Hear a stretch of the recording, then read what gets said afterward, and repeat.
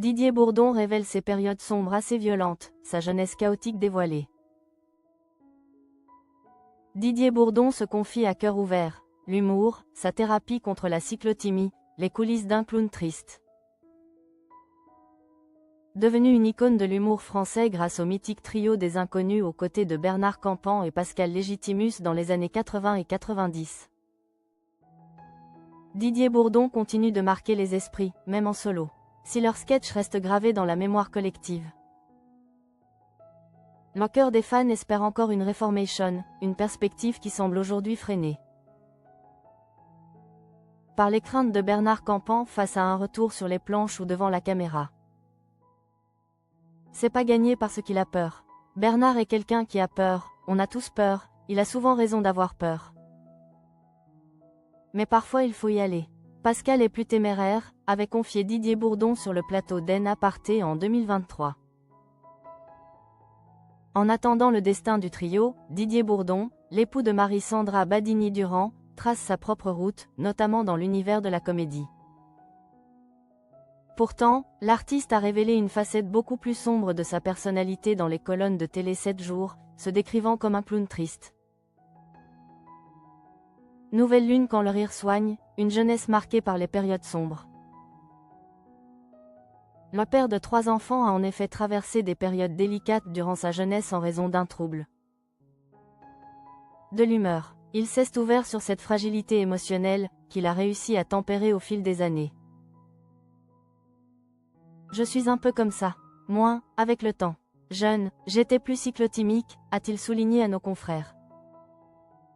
Globalement joyeux, mais avec des périodes sombres assez violentes. Le jeu et le rire ont été ma thérapie.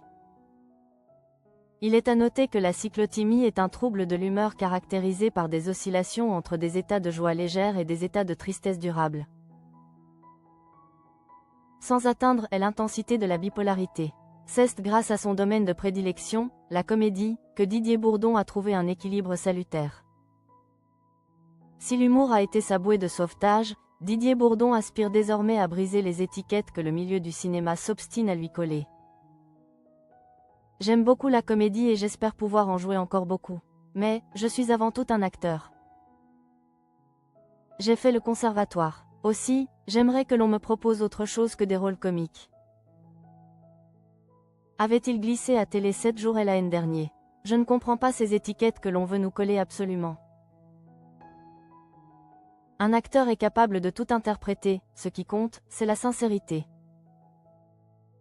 L'artiste espère que de nouvelles plateformes de diffusion, comme Netflix et Amazon, contribueront à faire bouger les lignes, et à offrir aux acteurs issus de la comédie la chance d'explorer d'autres registres. Guitare, l'ADN des Inconnus en solo, Didier Bourdon entre musique et télévision. En plus du 7e art, la passion de Didier Bourdon pour la musique est toujours vive. J'ai toujours aimé composer. Si je n'avais pas été acteur, j'aurais sûrement été chanteur. Avant Les Inconnus, j'avais fait un spectacle musical, a-t-il précisé. Une passion qui a culminé avec la sortie de son premier album solo, Le Bourdon, comprenant 10 titres hauts. Paroles caustiques, où il joue des personnages. On y retrouve aisément l'ADN des Inconnus, assure l'artiste, dont la version vinyle est sortie récemment. Les fans auront l'occasion de retrouver le comédien dans un registre à la fois familier et renouvelé. Le sexagénaire sera en effet à l'affiche de la série Le Daron de Franck Belloc, diffusée sur TF1 ce mercredi 10 décembre 2025. Un projet qui, comme sa musique, saura certainement toucher le cœur de son public fidèle.